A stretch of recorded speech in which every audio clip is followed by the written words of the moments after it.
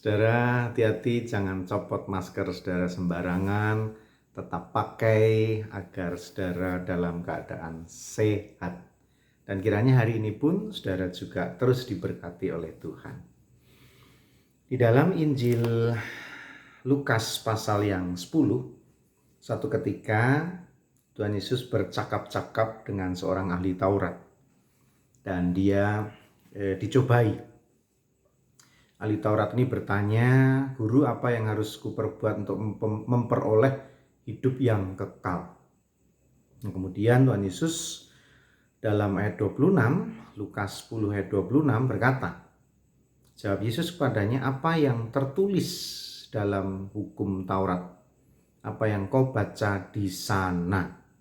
Nah, lalu ahli Taurat ini menjawab, dia harus mengasihi Tuhan Allah dengan segenap hati, segenap jiwa, segenap kekuatan dan akal budi, dan mengasihi sesama manusia seperti dirinya sendiri. Tapi bukan itu yang ingin saya sampaikan pada saudara. Tapi ayat 26 tadi.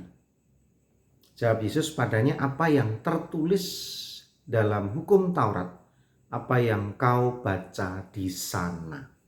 Ya, jadi saudara, kalau ahli Taurat ya tentu dia cendekia, orang yang pandai, yang bisa baca tulis dengan baik, ya udah pastilah gitu ya. Tapi saudara, ternyata tidak semua orang sampai hari ini itu bisa baca tulis. Walaupun tidak banyak ya. Data tahun kemarin 2019 di Indonesia ada kira-kira 3,2 juta orang itu belum bisa baca tulis. Yang terbanyak itu ada di Papua.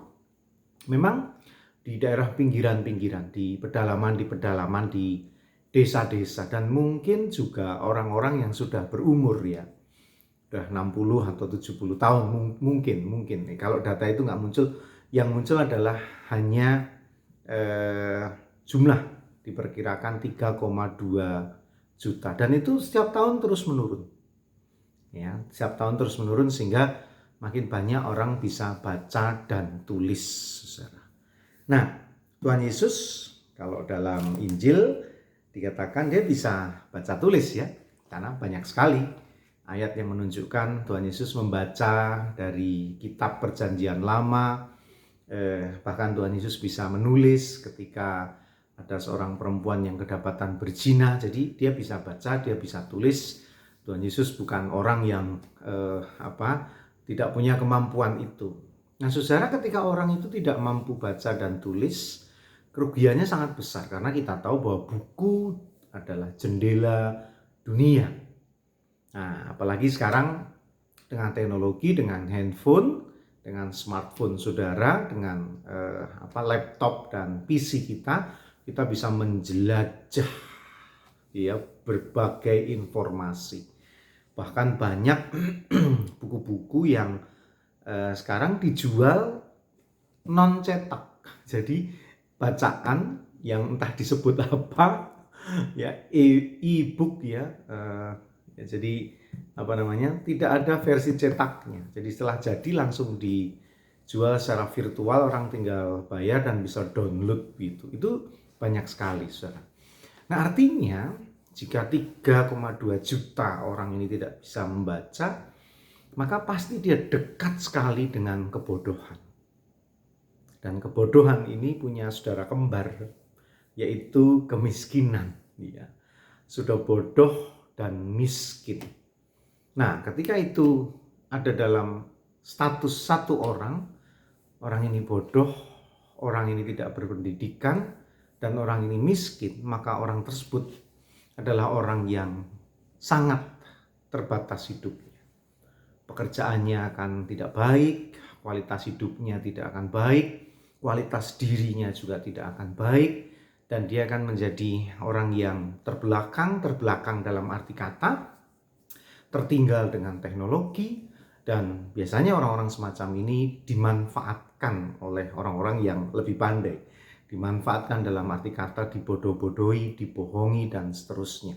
Sehingga kasihan sekali orang yang tidak berpendidikan dan berpenghasilan rendah, yang bodoh dan miskin ini. Nah, bagaimana kita harus bersikap kepada mereka, saudara? Sudah pasti, sebagai umat, sebagai gereja, kita harus menolong mereka. Karena mereka adalah sesama kita yang harus dientaskan dari keadaannya. Dan di sekitar kita, di sekitar Bintaro ini banyak, saudara ya, yang berpendidikan rendah dan berpenghasilan rendah. Nah, mari kita tolong mereka.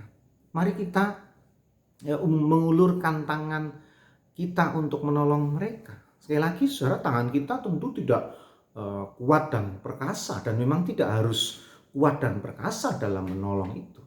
Tetapi kalau ada keinginan, ada niat, dan kita bersatu padu dengan tangan-tangan kecil yang lemah ini, tapi kemudian bersama-sama menolong, maka kita akan banyak menyelamatkan orang yang bodoh dan yang miskin tadi.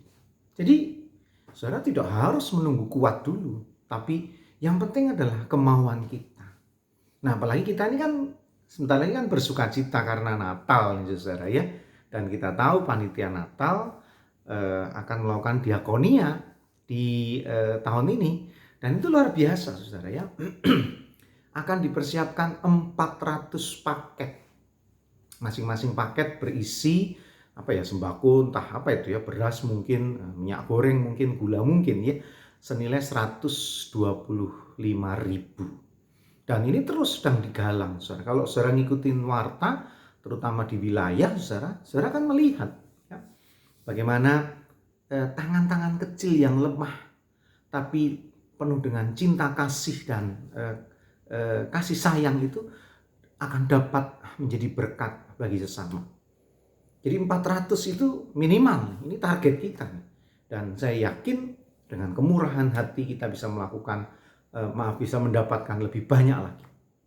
Dan artinya lebih banyak orang yang bisa merasakan sukacita Natal, saudara.